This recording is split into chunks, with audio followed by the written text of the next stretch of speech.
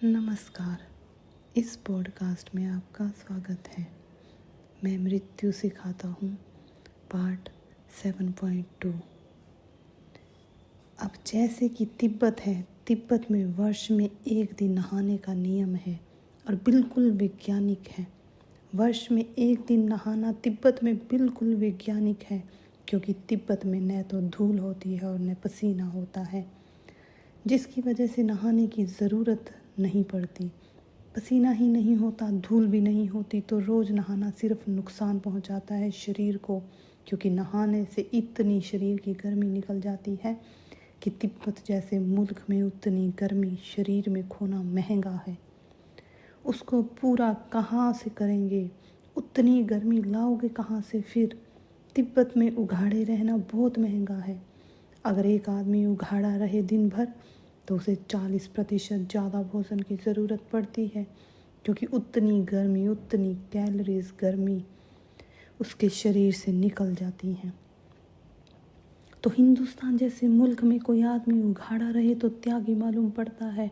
महावीर समझदार आदमी था, उघाड़े रहते थे, क्योंकि हिंदुस्तान जैसे गर्म देश में जितनी गर्मी शरीर से बाहर निकल जाए उतना शीतल हो जाता है भीतर।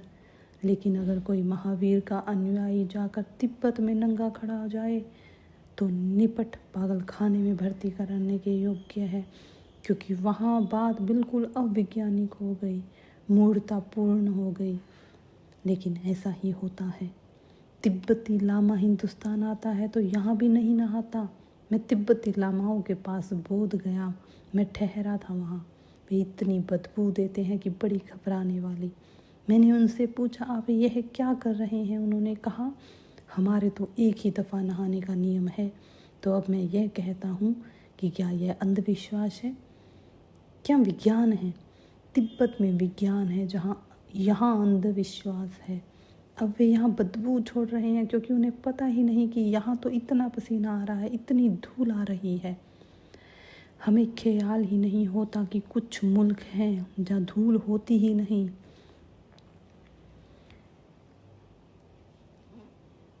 खुशरेव जब पहली दफ़ा हिंदुस्तान आया और जब आगरा ताजमहल देखने गया तो बीच सड़क पर कार रुकवा ली उसने, क्योंकि ज़ोर से गुब्बारा उड़ रहा था धूल का, और वह नीचे उतर कर धूल में खड़ा हो गया और उसने कहा कि धन्य है मेरे भाग्य, मैंने ऐसा अनुभव कभी भी नहीं किया था।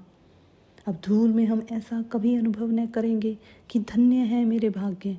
लेकिन जहाँ से वह आया था वहाँ बर्फ़ होती है, वहाँ धूल नहीं होती, तो उसके लिए बड़ा ही अद्भुत अनुभव है। जैसा हमको बर्फ़ में हो जाता है जब हम हिमालय पर जाते हैं, तो बर्फ़ पर चलने में कैसा अद्भुत अनुभव मालूम होता है। तो युग है, परिस्थिति है, प्रयोजन है, उन सब की खोजबीन किए बिना किसी चीज़ को जंजीर मानकर तोड़ने में मत लग जाना।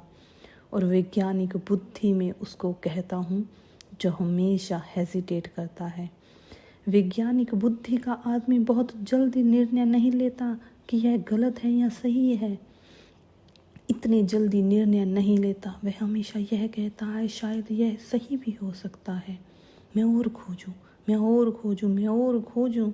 और वह अंतिम क्षण तक भी आखिरी निर्णय नहीं लेता कि फाइनली कह दे, अंतिम निर्णय कह दे कि यह गलत है, इसको तोड़ डालो। क्योंकि जीवन इतना रहस्यपूर्ण है कि कुछ भी नहीं कहा जा सकता।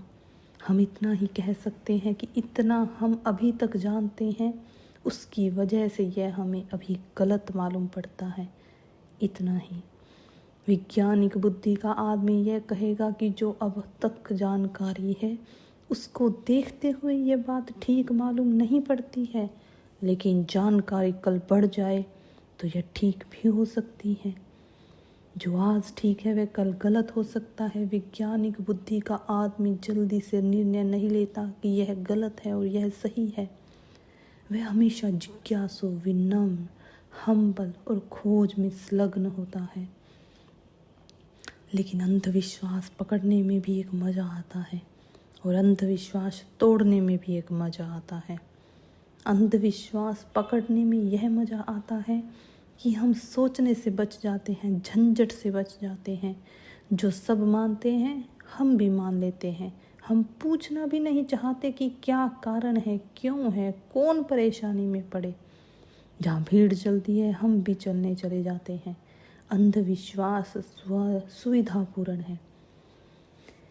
फिर कुछ लोग अंधविश्वास को तोड़ने में लग जाते हैं, वह भी बड़ा सुविधापूर्ण है, क्योंकि जो तोड़ना है वह विचारवान मालूम पड़ने लगता है बिना विचारवान हुए। विचारवान होना इतना सस्ता मालूम नहीं है। विचारवान होना बहुत मुश्किल मामला है और विचारवान की बड़ी मौत है। मौत इस अर्थ में है कि वह चीज़ों को इतने गौर से खोजता है कि बड़ी मुश्किल में पड़ जाता है। तय करना मुश्किल हो जाता है कि क्या कहे, क्या करे। तो उसका कहना हमेशा कंडीशनल है। उसके कहने में हमेशा एक शर्त होगी। वह यह कहेगा कि इस स्थिति में तिब्बत में ऐसा नहाना वैज्ञानिक है, ऐसी स्थिति में भारत में न नहाना बिल्कुल अंधविश्वासपूर्ण है। तो वह इस भाषा में बोलेगा। लेकिन समाज सुधारक को भाषा की फिक्र नहीं होती, उसे तोड़ने की फिक्र होती है कि कुछ चीज़ें तोड़ डालनी है। तो मैं आपसे निवेदन करता हूँ, ज़रूर तोड़े। बहुत चीज़ें तोड़ डालनी हैं, लेकिन पहली चीज़ जो तोड़ डालनी है वह है अविचार। बिना विचारे कुछ करने की वृत्ति पहली चीज़ है जिसको तोड़ डालना है। यानी अगर बिना विचारे किए तोड़ डाला तो इस तोड़ने का क्या मूल्य नहीं है। विचार करने की प्रवृत्ति पैदा करनी है और बिना विचार किए मान लेना कि प्रवृत्ति तोड़ देनी है। लेकिन इसके बड़े दूसरे संदर्भ होंगे, इसका बड़ा और अर्थ होगा। तब हम बहुत खोजबीन करेंगे, सोचेंगे, विचारेंगे, हम देखेंगे कि क्या हो सकता है। अब पश्चिम में साइकोएनालिसिस जोर से चलती है, मनोविश्लेषण चलता है। और मज़ा यह है कि मनोविश्लेषण वही काम कर रहा है जो पुराने ओझा, पुराने गाँव का झाड़ा करने वाले करते थे। अब इस समय फ्रांस में कुएं का एक पथ है और कुएं वही काम करता है जो ताबीज बांधने वाला करता था। लेकिन कुएं वैज्ञानिक है, सिर्फ शब्दावली उनकी वैज्ञानिक है, बाकी वही की बात है, इसमें कोई फ़र्क नहीं है। यह जानकर आप हैरान होंगे कि एक गांव का साधु, एक साधारण सा गांव का आदमी जो कुछ भी नहीं जानता, भगवान के नाम पर उठाकर राख दे देता है और आप पहले निकट अंधविश्वास हैं। लेकिन आदमी उससे भी उतने ही ठीक होते हैं, उसी मात्रा में जिसी मात्रा में एलोपैथी के इलाज से ठीक होते हैं। ये बड़ी मज़े की बात है, अनुपात वही है। अभी इसका प्रयोग चलते थे। एक बहुत बड़े अस्पताल में लंदन में एक वैज्ञानिक प्रयोग किया गया। एक ही बीमारी के 100 मरीजों पर उपयोग किया गया। 50 मरीज एक तरफ, 50 मरीज दूसरी तरफ। 50 मरीजों को दवाओं के इंजेक्शन दिए गए, 50 को निपट पानी के। और हैरानी की बात यह है कि ठीक होने वालों का प्रतिशत बराबर रहा। उस बीमारी से पानी का जिनको इंजेक्शन दिया गया था वे भी उसी मात्रा में ठीक हो गए जिस मात्रा में जिनको दवा दी गई थी। तब बड़ा प्रश्न उठ गया कि यह मामला क्या है। तो सोचना पड़ेगा, यह विचार करना पड़ेगा कि यह हुआ क्या। और तब यह समझ में आया कि दवा कम काम करती है, दवा दी जा रही है, यह बात ज़्यादा काम करती है। दवा उतना काम नहीं करती जितनी दवा दी जा रही है, और दवा भी उतना काम नहीं करती, दवा दिया जाना भी उतना काम नहीं करता। कितनी महंगी दी जा रही है और कितना बड़ा डॉक्टर दे रहा है, वह काम कर रहा है। छोटे डॉक्टर से बड़ी मुश्किल है, उससे इलाज नहीं हो पाता। उसका कारण यह नहीं कि वह नहीं जानता, उसका कारण बेचारा छोटा डॉक्टर है। बड़ा डॉक्टर एकदम प्रभावी हो जाता है। यानी आप पर असर इसका बहुत कम पड़ता है कि वह जो दे रहा है वह समझ कर दे रहा है। उसकी वेशभूषा, उसका रोब दाब, उसकी फीस, उसकी बड़ी कार, उसकी बामुशक्कत से मिलना, 15 दिन के बाद का अपॉइंटमेंट, भीड़ भाड़, लाइन में खड़े रहना, आप इस बीच काफ़ी प्रभावित हो गए होते हैं। सच बात यह है कि अच्छा डॉक्टर बनने के लिए अच्छी चिकित्सा का ज्ञान बिल्कुल ज़रूरी नहीं है। अच्छा डॉक्टर बनने के लिए अच्छा एडवर्टाइजिंग का विज्ञान आवश्यक है। कितने ढंग से विज्ञापन किया जा सकता है, यह सवाल है कि विज्ञापन ज़्यादा फायदा करता है। अभी फ्रांस में उन्होंने हिसाब लगाया, जो करीब 80,000 डॉक्टर हैं और करीब 1,60,000 दुगने क्वेक डॉक्टर हैं जो डॉक्टर है ही नहीं। लेकिन जब मरीज़ दवा करने वाले डॉक्टरों से थक जाता है तो उनसे ठीक हो जाता है, जो कुछ जानते ही नहीं लेकिन दवा करने की तरकीब जानते हैं। इसीलिए तो सब तरह की पैथी चलती है। कभी आपने सोचा कभी विज्ञान हो तो सब तरह की पैथी चल सकती है। नेचुरोपैथी भी काम करती है, पेट पर पट्टी बांध तो मिट्टी की वह भी काम करती है, पानी का एनीमिया दे तो वह भी काम करता है, झाड़ना तब बीज बांधना भी काम करता है, होम्योपैथी भी काम करती है, जो सिर्फ शक्कर की गोलियां हैं वह भी काम करती हैं, सब काम करता है। एलोपैथी भी काम करती है। और इसलिए बड़ी कठिनाई की बात है कि मरीज कैसे ठीक होता है, यह मरीज ठीक कैसे होता है। तो अब अगर गांव में एक आदमी धूल की पुड़िया बांध कर दे देता तो इस अंधविश्वास को तोड़ना या नहीं तोड़ना यह विचार करना पड़ेगा। इस पर फिक्र करनी पड़ेगी कि इसको तोड़ देना ही नहीं, तोड़ देना कि नहीं, क्योंकि वह जो आदमी गले में स्टेथोस्कोप टांग कर और कार पर आकर खड़ा हुआ है, वह आदमी विज्ञान से कम ठीक कर पा रहा है। वह भी मैजिकल प्रभाव है उसकी कार का, स्टेथोस्कोप का। मैं एक डॉक्टर को जानता हूँ, एक क्वेक डॉक्टर को, जो बिल्कुल भी किसी विश्वविद्यालय से उसको कोई डिग्री नहीं, लेकिन मैंने कई मरीजों को जिनको मैंने उसके पास भेजा निश्चित ठीक होते पाया, जबकि कोई डॉक्टर उनको ठीक नहीं कर पाया, क्योंकि वह आदमी बहुत कुशल है, वह आदमी को समझने में बहुत कुशल है और असली डॉक्टर ही वही है।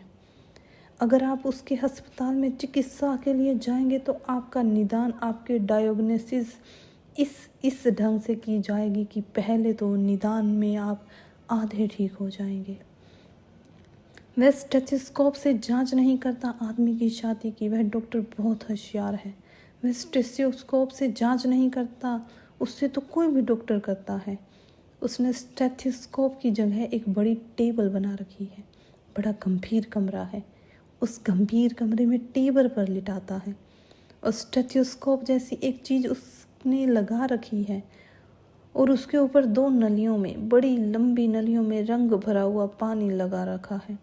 वह जब यहाँ हृदय की छाती धड़कती है तो उन नलियों में पानी छलांग लगाता है और वह मरीज उसको देखता रहता है और वह समझता है कि कोई बड़े डॉक्टर के पास आना हुआ है। ऐसा डॉक्टर अभी तक नहीं देखा।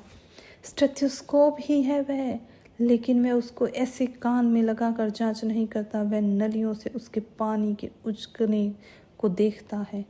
और जब वह मरीज जानता है कोई साधारण आदमी नहीं है।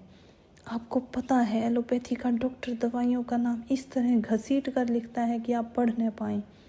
उसका कारण है, अगर आप पढ़ लें तो शायद आप समझें कि इसमें तो कुछ भी नहीं है, यह तो 2 पैसे की हम भी खरीद लेंगे। इसीलिए उसको इस ढंग से लिखना पड़ता है, लिखने की तरकीब बतानी पड़ती है कि कोई समझ न पाए। सच तो यह है कि डॉक्टर से आप लिखवा कर लाए हैं, अगर दोबारा चिट्ठी उसके पास ले जाएं तो वह ठीक से ढंग से उसको खुद भी नहीं पढ़ सकता। और दूसरे मज़े की बात यह है कि जितनी भी दवाइयों के नाम हैं वे लैटिन और ग्रीक में रखने पड़ते हैं। उसका कारण यह है कि अगर वह लिख दे साधारण अंग्रेजी में या हिंदी में या गुजराती में तो आप कभी भी 10 रुपये का इंजेक्शन, 15 रुपये का इंजेक्शन लगवाने को राजी नहीं होंगे, क्योंकि उसमें लिखा हुआ है अजवाइन। तो आप कहेंगे अजवाइन का इंजेक्शन 10 रुपये का, आप कह क्या रहे हो?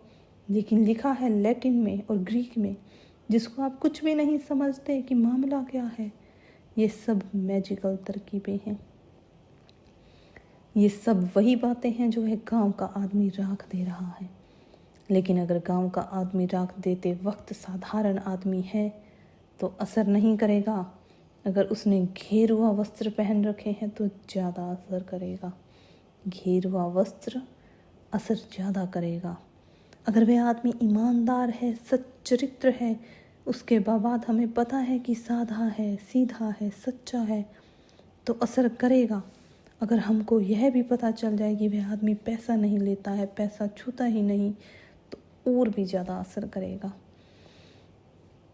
यह राग असर नहीं कर रही है, उस दूसरी चीज़ असर कर रही है, और इस असर को मिटाने की नहीं, यह सोचने जैसी बात है, क्योंकि इसको एक तरफ से मिटाओगे तो दूसरी तरफ से फिर व्यवस्थित करना पड़ता है, यह मिटता नहीं। तो आदमी को विचार पूर्ण बनने की ज़रूरत है, ताकि वह विचार से बीमारी ही न हो, वह ऐसी बीमारियां न बुलाए जो झूठी हैं। जब तक झूठी बीमारियां आती रहेंगी तब तक झूठे डॉक्टरों को पैदा होना पड़ेगा। पुराने को मिटाओगे नए को पैदा होना पड़ेगा, नए को मिटाओगे और नए को पैदा होना पड़ेगा। इतनी तरह की चिकित्साएं हैं दुनिया में, लेकिन कोई निर्णय नहीं हो पाता कि कौन ठीक है, क्योंकि वे सभी ठीक करती हैं और सब दावेदार हैं कि हम ठीक करते हैं, और उनके दावे में गलती नहीं है, वे सब ठीक करती ही हैं। जितना मनुष्य के मन को समझने की कोशिश की जाती है, उतना पता चलता है कि मनुष्य के मन में कहीं रोग हैं, और जब तक मनुष्य के मन में रोग हैं तब तक उसके आसपास उस रोगों को मिटाने के लिए उतने ही झूठे उपाय भी जारी रहेंगे। इसीलिए मेरा ध्यान उपाय तोड़ने पर कम है, मेरा ध्यान आदमी के मन का रोग विलीन हो जाए इस पर ज़्यादा है। अगर आदमी का रोग विलीन हो जाए मन का, अगर वहाँ वह जाग जाए, विवेकपूर्ण हो जाए, तो जो चारों तरफ उपद्रव घिर जाता है वह घिरेगा नहीं। ऐसा नहीं है कि गांव में कोई आदमी राख बांटता है इसीलिए आप लेने जाते हैं, नहीं, ऐसा है कि आप राख लेने को उत्सुक हैं, इसीलिए किसी आदमी को बांटनी पड़ती है। यह सवाल ऐसा नहीं है इसको इस तरह से मत लेना आप, ऐसा नहीं है कि कोई आदमी नेता अपने आप बन जाता है, न, आप बिना नेता के एक क्षण नहीं रह सकते, इसीलिए किसी को नेता बन जाना पड़ता है। और एक नेता को हटाओगे तो आप दूसरे को बना लेंगे, दूसरे को हटाओगे तो तीसरे को बना लेंगे। असल में जब आप एक को हटाओगे तो पहले पक्का कर लेंगे कि दूसरे किसको बनाना है, और इसीलिए दुनिया भर के नेता इस बात को जानते हैं कि विरोधी पार्टी बनाकर खड़े रहो। जब एक नेता से जनता उब जाएगी तब वह दूसरे को अपने आप बनाएगी, जब उसके उब जाएगी तो फिर पहले को बनाएगी।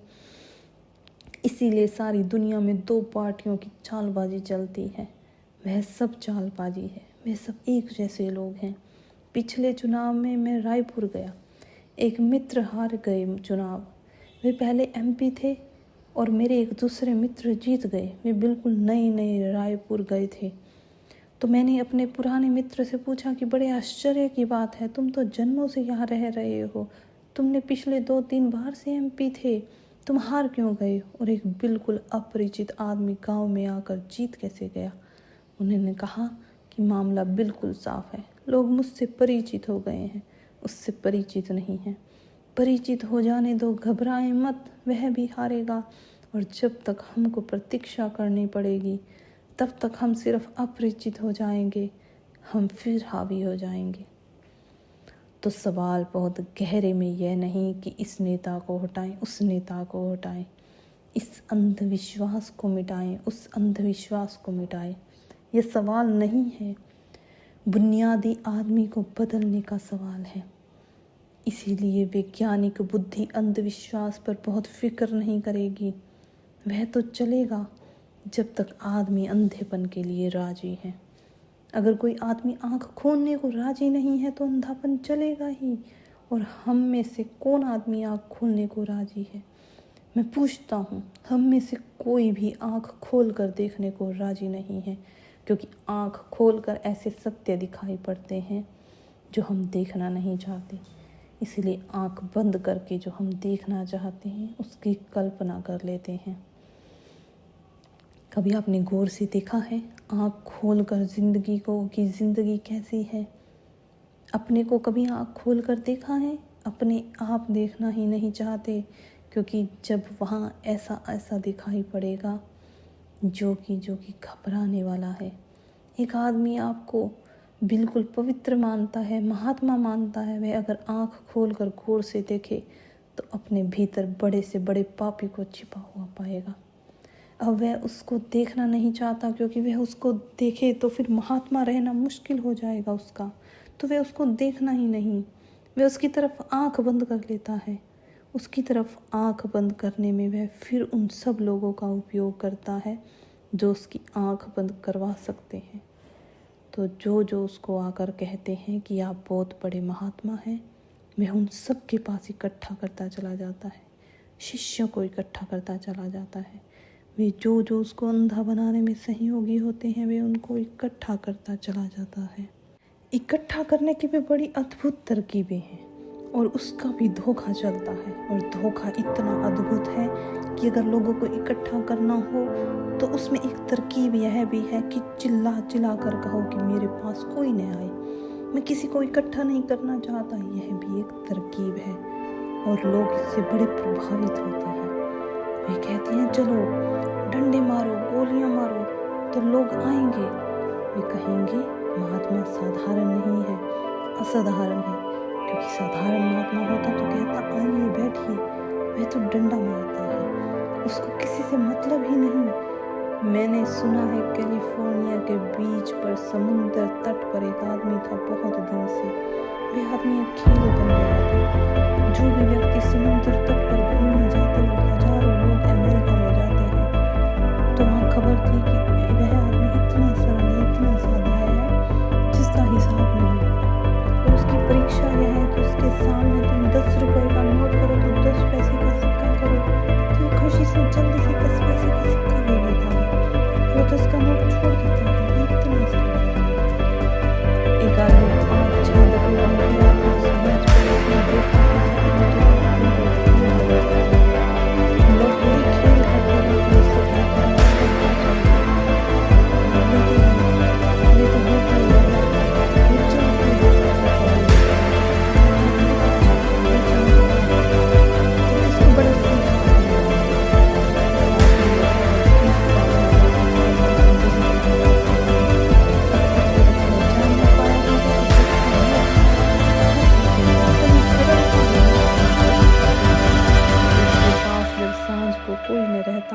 तो उसके पास गया और उसने पूछा कि आश्चर्य, मैं 20 साल से देख रहा हूँ आपको यह खेल चल रहा है,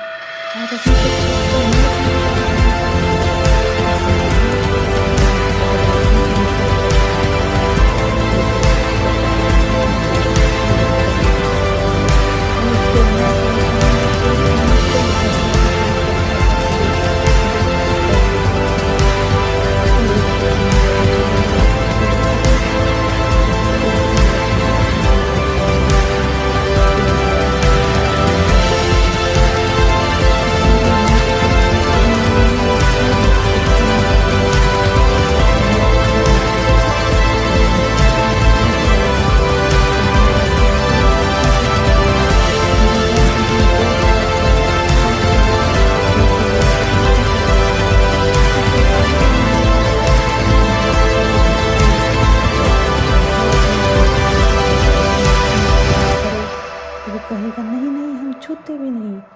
जब महात्मा बड़ा हो जाएगा तब उसका शिष्य पास में से रुपए लेकर खिसे में रख लेगा। जो महात्मा जी छूते भी नहीं, उनसे तुमने बात कही वह गलत है। आदमी अंधा होने को राजी है तो कोई क्या करेगा। अब कौन बेवकूफ़ है जो जाकर जांच करवा रहे हैं, 10 पैसा और 10 रुपए का नोट रखकर जांच करवा रहे हैं। वह आदमी नहीं है, उपद्रव ये आदमी है, और उनके उपद्रव की वजह से बेचारे उसको यह काम करना पड़ रहा है। मैं ये कहता हूँ कि वह नहीं करेगा तो कोई दूसरा करेगा। ये मूड है, ये कहीं न कहीं जाकर यह काम करने वाले हैं, इनसे कोई पैसा छीने, यह उनकी आकांक्षा है, यह जारी रहेगी। इसमें कोई बचाव नहीं है। यह तभी टूट सकती है जब मनुष्य की मूढ़ता को हम तोड़ना शुरू करें। इसीलिए अंधविश्वास की जंजीरें तोड़ने की उतनी फिक्र मत करना, क्योंकि जिस आदमी ने जंजीर बांधी है अगर वह वही रहा तो वह नई जंजीर बना लेगा, क्योंकि बिना जंजीर के वह रह नहीं सकता। वह जिस प्रकार का आदमी है वह जंजीर निर्माण कर लेगा।